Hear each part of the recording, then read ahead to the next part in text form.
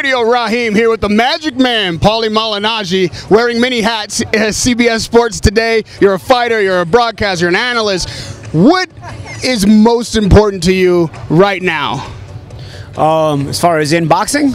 In your career, I mean, you've got 3 careers going at the same time. Where's your focus lying? I'm a very focused individual. As far when it comes to achieving my goals, I can't say I have one particular one that's more important than the other, but obviously I feel like I'm a boxer first. I still feel like I'm a boxer. When people ask me what I do for a living, I still say I'm a fighter, and then I also work as an analyst. So I haven't started answering that question with I'm a commentator. You know, I'm always a fighter. So I feel like my boxing career is @1 until it's over, and right now it's not over. You've got a huge fight coming up in just a couple of weeks, so your career definitely in the ring is not over. Paulie Malignaggi has gotten opportunity after opportunity, and it's because the fans keep showing up to watch you. Danny Garcia seems like a younger fighter that has the advantage in this. People aren't really giving you a shot in this fight.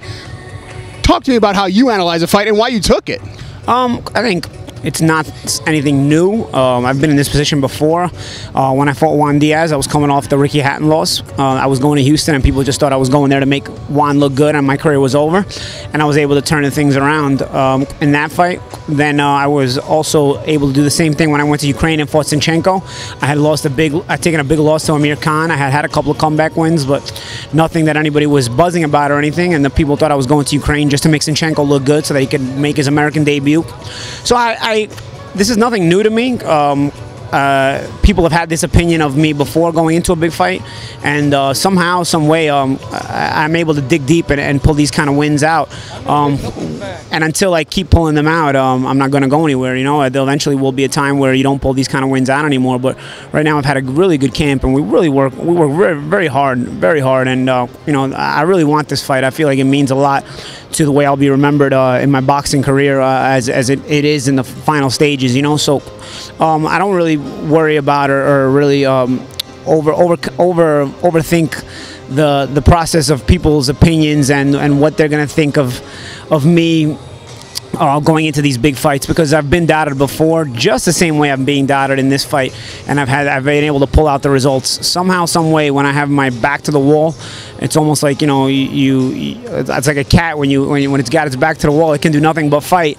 I'm able to pull out some of my best performances, and so I got my fingers crossed that I'll be able to do that in 2 weeks. I don't want to be a jinx. I've had a really good camp, and I don't want to say, you know, it's going to be a great fight or anything, because I feel like I'm going to jinx myself. But it's really been a good camp, and I feel really sharp, and I know Danny's had his doubters as well, so I'm sure he's going to come with that extra motivation. I feel like it's the right time for me and Danny to fight and really put on the best possible fight against each other. The best possible. I think we're going to both bring our best, because we're both forced to bring our best in this fight, because there's so much on the line. And I think for that reason it'll make it a great fight, and for that reason I think fans will get their money's worth, and I look forward to it. Danny Garcia is being criticized lately, and for good reason. A lot of people feel like he lost 2 out of his last 3 fights, and you've been vocal in the past about how you feel bad decisions go and how that comes about. You're kind of in a situation again where it could easily be seen where you do well in the fight and you do better than the judges give you credit for. Is that a concern of yours, and how do you neutralize that other than a knockout? I'm not focusing on anything except the fight. That's kind of what I learned about these kind of situations. I went to Houston. I was really overburdened with the thought of the judges, and I still managed to put up a good fight and was robbed. I went to Ukraine. I was overburdened with the thought of the judges, but I just told myself, you know what?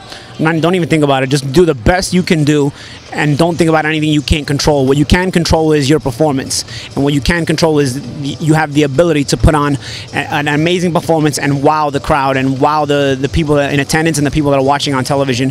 So just focus on wowing everybody, and don't focus on the judges and what they think. And so it's kind of the same situation here.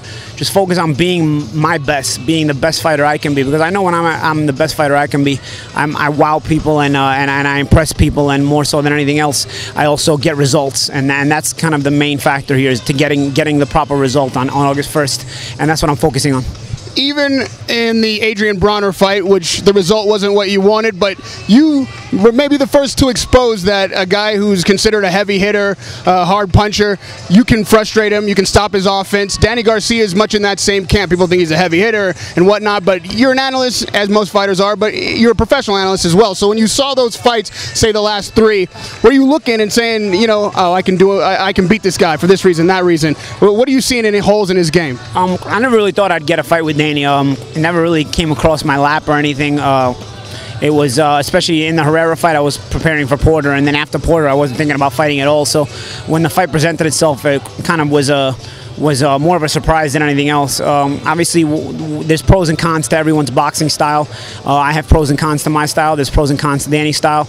It's a matter of how we make it mesh, how we make it blend, and if I can take advantage of the things that Danny does wrong, and if I can execute my game plan on my end, because I'm more focused on being the best I can be, more so than worrying about what Danny's bringing to the table. And lastly, Paulie, you've got another career or 2 waiting for you in the wings. You're doing triple duty right now. When you do determine that it's time to hang up these gloves and move on, what's most important to you that Paulie Malignaggi is remembered for as a fighter? I think it's important for me to be remembered as a guy who never backed down from any challenges, took on the best fighters that were always available to him. If you look at my track record, I kind of have a throwback mentality in the way I approach boxing. I want to test myself against the best of my era, against the best of my generation. I think if you don't, then there's really, you know, there's really, what's the fun in that? You know, when you're old, I think you can look back and say, man, I took that guy on, I took this guy on. Whether you win some, you lose some, but you can say, you'll never have the question mark of, man, what if I would have fought that guy? I wonder what would have happened. You know, like, I don't want to have those question marks. I want to fight everybody. And so by that same token, I have that mentality. And I notice not a lot of fighters have that mentality. I wouldn't say not everyone, but some guys do. But, you know, I certainly am. I feel I'm a throwback in that way to a guy that wants to fight all the big names and just see how he does, you know. And some big fights I've been able to win. Some big fights I've come up short in. But at the end of the day, I continue to thrive for the big moment, and I lust for these big kind of fights because they get me motivated, they get my juices flowing. And this fight is no different with Danny Garcia. I want to be remembered as the guy that try to take on everybody just like in the throwback kind of way.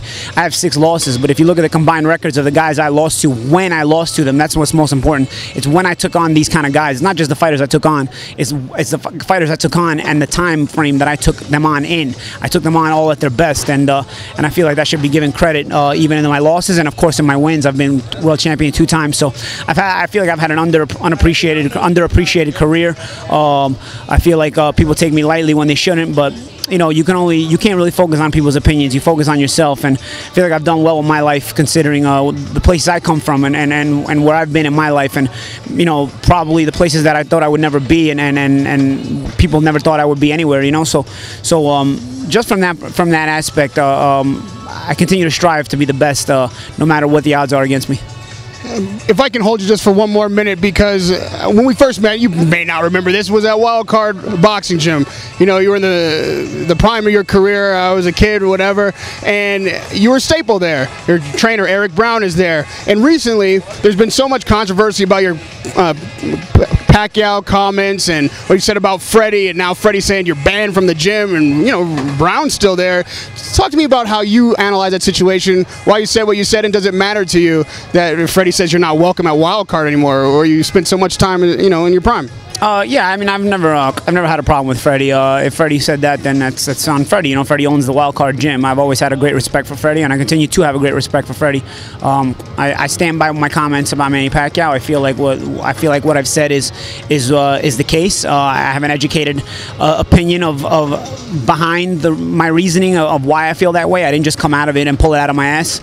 You know, there's been a lot of great fighters in my generation and past generations. I didn't just single out Manny Pacquiao for a certain reason. I singled out Manny Pacquiao because to me it was very clear that there was something very fishy about him. But you know, it's to me, and it's my and I'm allowed to make my opinions. I'm allowed to speculate, especially based on what I know about boxing. And my boxing IQ is far superior to anyone else's boxing IQ that I ever speak to. And I'm very confident in my boxing IQ. I'm very confident in the things I see. I've seen a lot of great fighters. I've never said anything to the regard of them, just like I felt about Manny Pacquiao. There's just something Manny Pacquiao. Maybe there's other fighters that have not been clean in boxing, but to me, it just didn't stand out the way it did for Manny Pacquiao. For me, for what I see, from what I'm thinking I'm seeing, Manny Pacquiao is just a spit in your face. I mean, you got to be a moron not to see what I've seen. So, or you just don't want to believe it. Maybe he's your hero, and you just rather not believe that a guy like that would do something like that. Hey, it's to each their own. We're all entitled to our opinion. We're all entitled. You're entitled to your prerogative. And that's my prerogative, is to have my opinion of Pacquiao. And I didn't, like I said, I didn't just pull it out of my ass. Having said that, I have a great respect for everybody at Wild Card, Freddie Roach. Obviously, I'm still with Eric Brown, we continue to work diligently, and we'll continue to work hard together. I still think Freddie's one of the better trainers of not just of this generation, but of any generation, and I continue to have that respect for him. But I really do feel at day's end, Freddie will never admit publicly, but Freddie was a fighter just like I was a fighter, and I've been a fighter, and because of that, I feel like he knows, because I feel like any fighter knows what I'm talking about and agrees what I'm talking about. They just don't want the controversy of making those comments publicly. I could care less about the controversy. Either way, it's my opinion. I'm entitled to it. As you know, being a media guy, being online, you've seen these pictures circulating of you and Heredia, and people are saying that's a got you photo. You want to give me some context about that photo, and is he a part of your camp for this fight? Yeah. I hired Memo about. I worked out with him in Vegas for Mayweather Fight Week, and he just wanted to show me some workouts and see if I liked them and see if we work together. And I worked out with him that week, and I said, you know what, let's do it. I had already been drug testing for the O'Connor fight, so I've actually not been off of random drug testing since I worked with Memo, to be honest with you. But having said that, no fighter cheats that doesn't want to cheat, and a fighter that wants to cheat knows how to cheat. At day's end, I'm a guy that doesn't want to cheat. I try to prove it as best I can. Don't just take my word for it. I volunteer for random drug testing, knowing that Memo was with me. Like I said, I volunteered for it even before Memo was with me. So that just ended up happening that within a few weeks I ended up hiring Memo. It's more than Manny Pacquiao did for 5 years, that's for sure. It was demanded of him, and he wouldn't do it. So don't look at me as the suspicious one when I'm doing what I can to be clean and show people that I'm clean. Because first and foremost, I have too much of a respect for fighters. Besides the sport, forget about the sport for a second. I respect the sport a lot, but I respect fighters, guys that risk their lives getting in the ring. And I feel like a guy who's not clean getting in the ring against a fighter who's clean will force that guy to risk his life and put that guy's life on the line. We already risk our lives enough when we get in the ring. I would never want to be a part of something that a fighter has to risk his life more because he got in the ring with me and I'm dirty. I would never want to be a part of something like that. I have too much of a conscience for that. I know what each individual fighter sacrifices when they get in the ring. I've let go of the blood, sweat, and tears in the gyms and in my own fights, and I've seen other fighters do it. So I respect that kind of core type of living too much to ever disrespect it and even think about performance-enhancing drugs. But I hired Memo because he's an intelligent guy. He can mainly, first and foremost, I'm having trouble with my weight in recent years as I get older. I don't retain as much energy when I make weight as I used to when I was younger. So it was first and foremost when I talked to Memo. Besides the workouts we did, which were impressive, I was impressed with them because they were strength training workouts that were not too dragged out. In the past, I've had a lot of strength training workouts. They last 2-3 hours. The strength trainer never took into consideration the boxing workouts that I do. Memo's workouts were short bursts so that they left you enough energy for your boxing, not just for that day, but also for the next day. So you get in shape while not blowing yourself out and burning yourself out. And also for the weight making, a lot of that was probably a bigger reason because, especially in this camp, Memo's been with me for one weekend, the whole camp. He's been with me literally for one weekend, which was the last weekend when we took that picture. So it's basically a consulting basis. He's a very intelligent guy. He tells me a couple of workouts to do, send me some vitamins, which I had to let you so I don't know what I was taking before we started camp, because at the start of every camp they want to know what you're taking, and we just continue to put the work in. So I think people blow it more out of proportion because they want to. They're Pacquiao fans and they don't want to believe that their fighter would ever cheat or their fighter, their hero, would ever do something that's outside of the rules or break any rules. So the fact that I say he does, the fact that I feel he does, they want to get me on something. I'm not a hypocrite, but I think the hypocrisy of those kind of people shows pretty blatantly when you're defending a guy who ducked, juked, and jived random drug testing for 5 years to the point where he avoided the biggest fight boxing could have been made in boxing. And then when he got random drug tested, he became a part of the biggest joke in boxing, which was the one-sided affair that he fought against Floyd Mayweather, which to me only proved that when you random drug test a guy, he wasn't such a good fighter after all, which only proved my opinion to me, further strengthened my opinion that I ever had of him to begin with. So really, I mean, again, we're all entitled to our opinions. We're all entitled to our prerogatives. That's my prerogative on what I want to feel about him. I'm not pushing it on anybody. If people ask me about it, I gave my reasoning as to why I feel that way. But more so than anything, I'm focused on my own career, my own boxing career, and right now I'm focusing on that. In 2 weeks, I have a big fight with a great fighter, and we're both doing random drug testing, and you know that also is something that's exemplary and to be shown by two elite level fighters. And I look forward to the fight in 2 weeks. Good luck on August 1st. I really appreciate the time and the candor of your opinions, telling me honestly what you think. I appreciate that very much. Radio Raheem with the Magic Man, Paulie Malignaggi.